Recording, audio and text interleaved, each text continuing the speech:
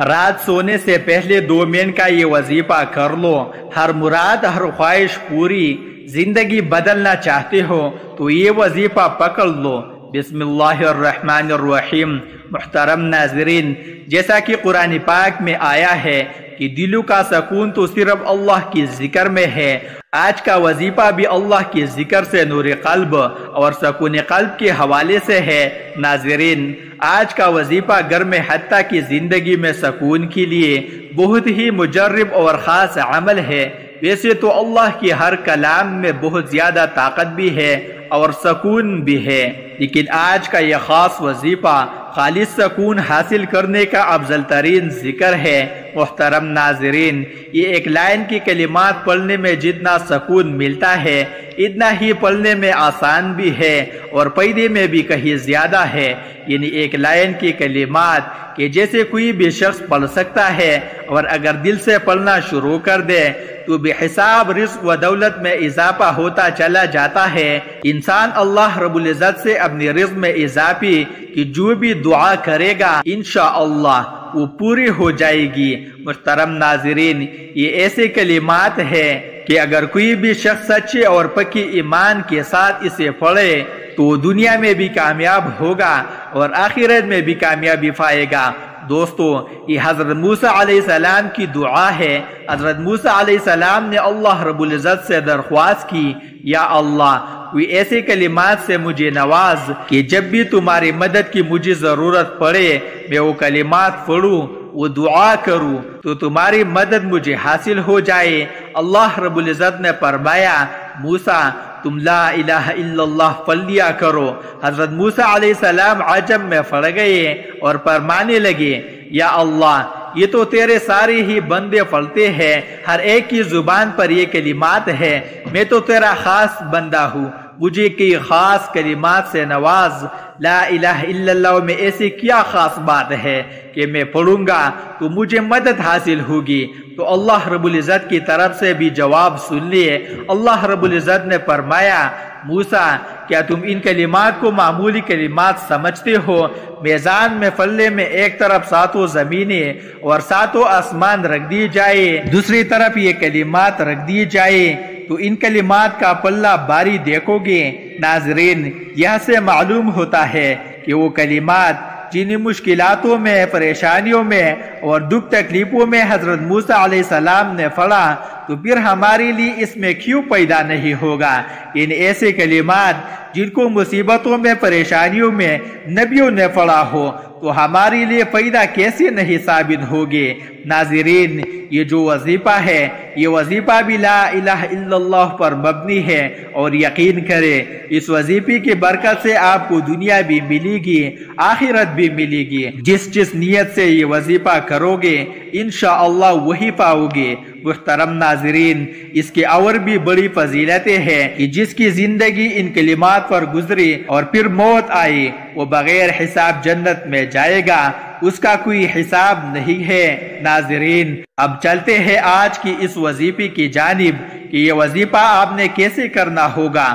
تو سب سے پہلی چیز یہ کہ یہ وظیفہ آپ رات سونے سے پہلے کریں گے اور باوضو حالت میں کریں گے۔ اگر آپ عشاء کی نماز کے بعد سوتے ہیں تو آپ کا وضو دہرانے کی ضرورت نہیں ہے، کیونکہ نماز کے فوراً بعد اگر کریں گے تو آپ کا وضو برقرار ہوگا تو آپ نے اسی ٹائم وظیفہ شروع کر دینا ہے۔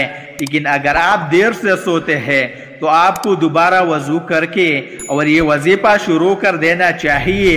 تو رات سونے سے پہلے آپ کیا کریں گے کہ کچھ اس طریقے سے ورد کرنا ہے کہ 50 مرتبہ آپ نے لا الہ الا اللہ دہرانا ہے، یعنی 50 مرتبہ آپ نے لا الہ الا اللہ پڑھنا ہے۔ آپ حساب جو ہے اس میں کسی بھی قسم کی کمی بیشی نہ کریں، جو تعداد آپ کو بتائی گئی ہے آپ اسی تعداد میں یہ پڑھیں۔ آپ تسبیح کا بھی سہارا لے سکتے ہیں یا آپ اپنی انگلیوں پر بھی پڑھ سکتے ہیں، لیکن یاد رکھیے کمی بیشی نہ ہو۔ تو 50 مرتبہ آپ نے لا الہ الا اللہ پڑھنا ہے اور اس کے اول اور آخر آپ نے 11 بار درود پاک بھی پڑھ لینا ہے۔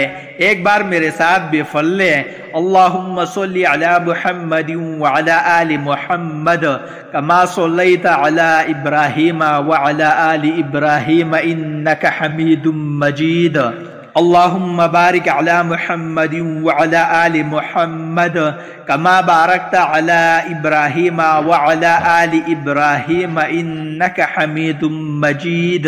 یہ چھوٹا سا وظیفہ ہے، کوئی مشکل کام نہیں ہے، کوئی بھی مسلمان بہن بھائی وظیفہ کر سکتا ہے۔ 11 بار درود پاک پڑھا، پھر آپ نے 50 مرتبہ لا الہ الا اللہ کا ورد کیا، اور آخر میں پھر آپ نے 11 بار درود پاک پڑھ لیا، تو یہ کوئی بھی مسلمان بہن بھائی کر سکتا ہے۔ اب اس کے بعد آپ نے دعا کچھ اس طریقے سے کرنی ہے کہ سب سے پہلے آپ استغفار کا کثرت سے ورد کریں گے، کیونکہ یہی وہ گناہ ہوتے ہیں جو کہ ہماری حاجات کے آگے حائل ہو جاتے ہیں۔ تو گناہوں کی بخشش کے لیے پہلے تو اللہ سے گناہوں کی توبہ کی جائے اور استغفار کا کثرت سے ورد کیا جائے۔ ناظرین، استغفار کا کثرت سے ورد کرنے کے بعد آپ ایک بار درود پاک پڑھیں، ایک بار درود پاک پڑھ لینے کے بعد دعا کے لیے ہاتھ اٹھائے، انشاءاللہ اللہ رب العزت سے جو چیز بھی مانگو گے وہ مل جائے گی۔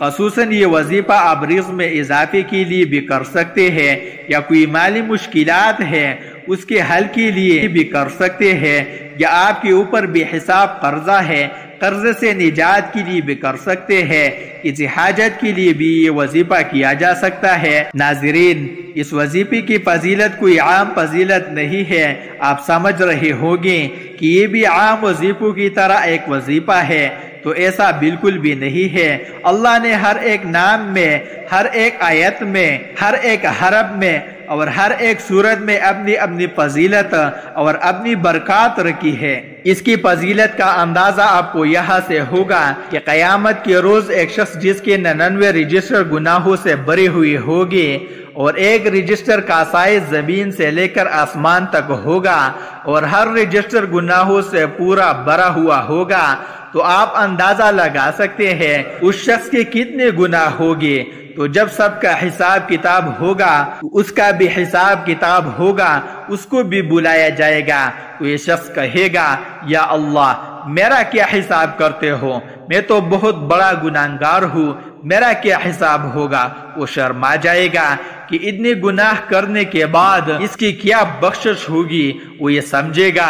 لیکن اللہ رب العزت فرمائے گا، آج ذرا بھی نا انصافی نہیں ہوگی، آج سب کے ساتھ انصاف ہوگا، آج تیرے ساتھ بھی انصاف ہوگا۔ اور اس کے ہاتھ میں ایک چھوٹا سا پتا پکڑایا جائے گا، تو ایک طرف 7 زمینیں اور 7 آسمان جس کی عبادت کرتے ہیں ہم کی لا الہ الا اللہ کوئی اتنی بڑی برکت ہے کہ 7 زمین ہے، 7 آسمان ایک طرف رکھ دیے جائے اور ایک طرف لا الہ الا اللہ رکھ دیا جائے، تو لا الہ الا اللہ کا پلہ بھاری ہو جائے گا۔ تو بالکل ویسا ہے، اسی ماحول میں بھی لا الہ الا اللہ کا پلہ بھاری ہو جائے گا، یعنی ایک طرف 99 رجسٹر گناہوں سے بھری ہوئی اور دوسری طرف ایک چھوٹا سا پتا اس کے ہاتھ میں پکڑا جائے گا، اور اس پتے پہ کیا لکھا ہوگا، لا الہ الا اللہ، اور جب تولا جائے گا تو لا الہ الا اللہ کا پلہ بھاری ہو جائے گا اور وہ شخص جنت میں چلا جائے گا۔ ناظرین، دنیاوی فوائد بھی ہے اس کے اور آخرت کی بھی فوائد ہے۔ لا الہ الا اللہ کو اپنی زندگی کا معمول بنا لے۔ دعا ہے کہ اللہ تعالیٰ میرا سنانا اور آپ کا سننا اپنے بارگاہ الہی میں قبول اور منظور فرمائے۔ تمام احباب سے گزارش ہے کہ اللہ تعالیٰ کے 99 ناموں میں سے کوئی ایک نام لکھ کر کمنٹس میں ضرور شیئر کریں۔ شکریہ۔